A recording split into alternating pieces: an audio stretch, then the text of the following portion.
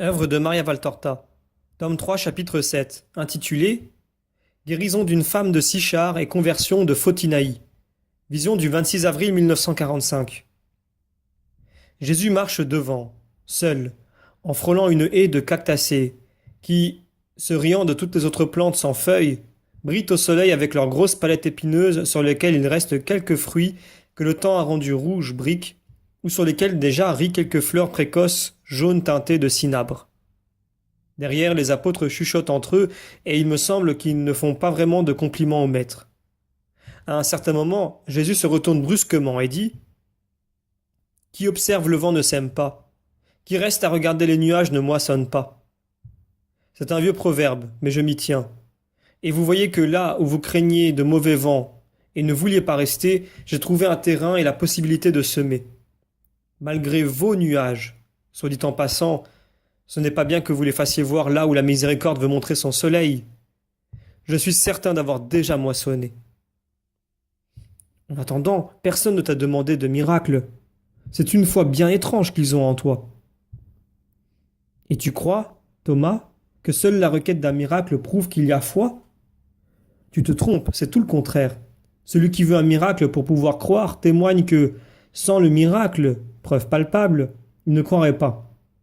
Au contraire, celui qui dit « je crois » sur la simple parole d'autrui manifeste la foi la plus grande. De sorte que les Samaritains sont meilleurs que nous, alors. Je ne dis pas cela, mais dans leurs conditions d'affaiblissement spirituel, ils se sont montrés beaucoup plus capables d'entendre Dieu que les fidèles de Palestine. Vous le constaterez fréquemment au cours de votre vie, et je vous en prie, souvenez-vous de cet épisode pour savoir vous conduire sans préjugés à l'égard des âmes qui en viendront à croire au Christ. Pourtant, pardonne-moi Jésus si je te le dis, il me semble qu'avec toute la haine qui te poursuit, il est nuisible pour toi de susciter de nouvelles accusations. Si les membres du Sanhédrin saveraient que tu as eu, mais dis-le simplement, de l'amour, car c'est cela que j'ai eu, Jacques, et que j'ai encore. Et toi qui es mon cousin, tu peux comprendre que je ne puis ressentir autre chose que de l'amour. Je t'ai montré que je n'éprouve que de l'amour, même pour ceux qui m'étaient hostiles parmi ceux de mon sang et de mon pays. Devrais-je donc ne pas en éprouver pour ceux-ci qui m'ont respecté sans me connaître? Les membres du Sanhédrin peuvent bien faire tout le mal qu'ils veulent, mais ce ne sera pas la perspective de ce mal à venir qui fermera les digues de mon amour omniprésent et agissant partout. Du reste, même si j'agissais autrement, je n'empêcherai pas le Sanhédrin de trouver, par haine, des motifs d'accusation. Mais toi, maître, tu passes beaucoup de temps en pays idolâtre alors qu'on t'attend en tellement d'endroits en Israël. Tu dis que toute heure doit être consacrée au Seigneur. Est-ce que ce ne sont pas là des heures perdues? Une journée employée à rassembler des brebis égarées n'est pas perdue. Elle n'est pas perdue, Philippe. Il est dit, observer la loi, c'est multiplier les offrandes. Mais faire preuve de miséricorde, c'est offrir un sacrifice. Il est dit, donne au Très-Haut comme il t'a donné, avec générosité selon tes moyens. C'est ce que je fais, mon ami. Et offrir un sacrifice n'est pas du temps perdu. Je fais miséricorde et je me sers des moyens que j'ai reçus en offrant mon travail à Dieu. Restez donc dans la paix. D'ailleurs, voici de quoi satisfaire ceux d'entre vous qui exigeaient une demande de miracle pour être convaincus que les gens de Sichar croient en moi. Cet homme qui nous suit a sûrement une bonne raison de le faire. Arrêtons-nous. En effet, un homme s'avance. Il paraît courbé sous une lourde charge qu'il porte en équilibre sur ses épaules. Il voit que le groupe s'arrête et il s'arrête lui aussi. Il nous veut du mal. Il s'arrête parce qu'il voit que nous nous en sommes aperçus. Ah, ces Samaritains! En es-tu certain, Pierre? Absolument. Alors restez ici. Moi, je vais à sa rencontre. Non, Seigneur, pas ça. Si tu y vas, je viens aussi. Alors viens. Jésus se dirige vers l'homme. Pierre trottine à ses côtés, à la fois curieux et hostile. Quand ils sont à quelques mètres l'un de l'autre, Jésus dit « Que veux-tu, homme? Qui cherches-tu » ? « Toi. »« Pourquoi ne m'as-tu pas cherché en ville ?»« Je n'osais pas. Si tu m'avais repoussé devant tout le monde, j'en aurais éprouvé trop de douleur et de honte. »« Tu pouvais m'appeler dès que j'ai été seul avec mes disciples. »« J'espérais te rejoindre quand tu aurais été seul, comme Fotinaï. J'ai aussi une grande raison d'être seul avec toi. » Que veux-tu? Que portes-tu sur tes épaules avec tant de peine? Ma femme. Un esprit en a pris possession et a fait d'elle un corps mort et une intelligence éteinte. Je dois la faire manger, l'habiller, la porter comme un bébé. Cela l'a prise à l'improviste, sans maladie. On l'appelle la possédée. J'en souffre, je peine et j'ai des dépenses. Regarde. L'homme dépose sur le sol son fardeau de chair inerte enveloppé dans un manteau comme dans un sac et découvre le visage d'une femme encore jeune, mais qu'on pourrait croire morte si elle ne respirait pas. Les yeux clos, la bouche entr'ouverte, la physionomie d'une personne qui a rendu le dernier soupir. Jésus se penche sur la malheureuse, couchée par terre. Il la regarde, regarde l'homme. Tu crois que je le peux? Pourquoi le crois-tu? Parce que tu es le Christ. Mais tu n'as rien qui le prouve. J'ai entendu ta parole, elle me suffit. Pierre, tu l'entends? À ton avis, qu'est-ce que je dois faire maintenant, devant une foi aussi parfaite? Mais, maître, toi, moi? Bref, fais-le toi. Pierre est très gêné. Oui, je le fais. Homme, regarde.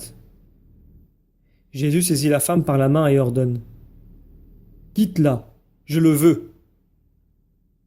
La femme, jusqu'alors inerte et prise d'une horrible convulsion, d'abord muette, mais bientôt suivie de cris et des plaintes qui se terminent par un grand cri durant lequel elle ouvre les yeux, jusqu'alors fermés. Elle se frotte les yeux comme si elle s'éveillait d'un cauchemar.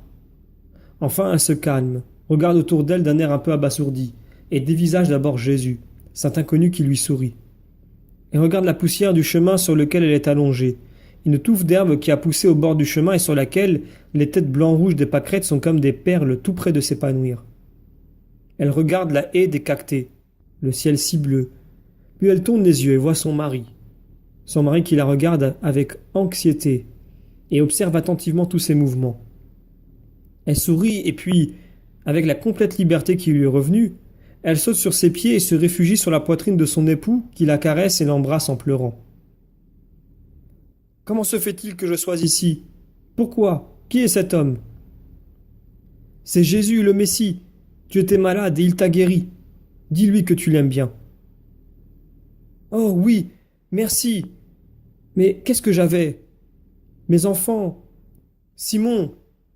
Je ne me souviens pas d'hier, mais je me rappelle que j'ai des enfants.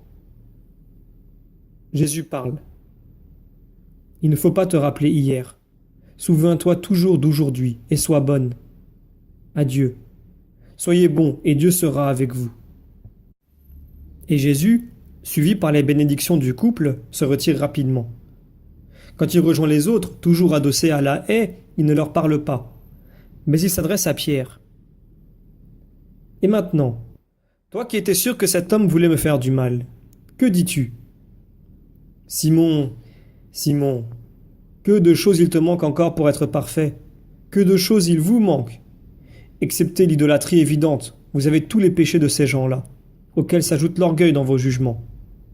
Maintenant, prenons notre repas. Nous ne pouvons arriver où je voulais avant la nuit. Nous dormirons dans quelque grange à foin si nous ne trouvons pas mieux. Les 12, avec au cœur le sentiment du reproche, s'assoient sans parler et mangent leurs provisions. Le soleil d'une journée paisible illumine la campagne qui descend en douces ondulations vers une plaine. Le repas fini, leur halte se prolonge encore quelque temps jusqu'à ce que Jésus se lève et dise « Viens, toi André, et toi Simon. Je veux voir si cette maison nous est amie ou hostile. » Et il s'en va pendant que les autres demeurent en silence jusqu'à ce que Jacques, fils d'Alphée, dise à Judas « Mais cette femme qui arrive, n'est-ce pas la femme de Sichar ?» Oui, c'est bien elle. Je la reconnais à son vêtement. Que peut-elle donc vouloir? Passer son chemin, répond Pierre, boudeur. Non, elle nous fixe trop, en se protégeant les yeux de sa main. Il l'observe jusqu'à ce qu'elle arrive près d'eux et leur demande, tout humble. Où est votre maître? Passe ton chemin. Pourquoi le demandes-tu? J'avais besoin de lui. Il ne se perd pas avec les femmes, répond Pierre sèchement. Je le sais, avec les femmes non, mais je suis une âme de femme qui a besoin de lui. Laisse-la faire, conseille Jude. Et il répond à Photinaï, « Attends, il va bientôt revenir. » La femme se met dans un coin de la route à un tournant et reste immobile et silencieuse. Tous la délaissent. Mais Jésus revient vite et Pierre dit, « Voici le maître, dis-lui ce que tu veux, dépêche-toi. » Sans même lui répondre, la femme tombe aux pieds de Jésus et s'incline jusqu'au sol, en silence. « Photinaï, qu'attends-tu de moi ? » »« Ton aide, Seigneur. »« Je suis bien faible, mais je ne veux plus pécher. Je l'ai déjà dit à l'homme. Mais maintenant que je ne suis plus une pécheresse, je ne sais plus rien. Le bien, je l'ignore. Que dois-je faire ? Dis-le-moi, toi. Je ne suis que fange, mais tes pieds foulent la route pour aller vers les âmes. Foule aux pieds ma fange, mais viens toucher mon âme par tes conseils. » Elle pleure. « Comme tu es seule, femme, tu ne pourrais marcher à ma suite. Mais si tu veux réellement ne plus pécher et connaître la science de ne pas recommencer, retourne chez toi dans un esprit de pénitence et attends. Un jour viendra où, femme parmi d'autres également rachetées, tu pourras être proche de ton Rédempteur et apprendre la science du bien. Va, n'aie pas peur. Sois fidèle à ta volonté actuelle de ne pas pécher. Adieu. » La femme baise la poussière, se relève et s'éloigne à reculons pendant quelques mètres, puis elle repart vers Sichar.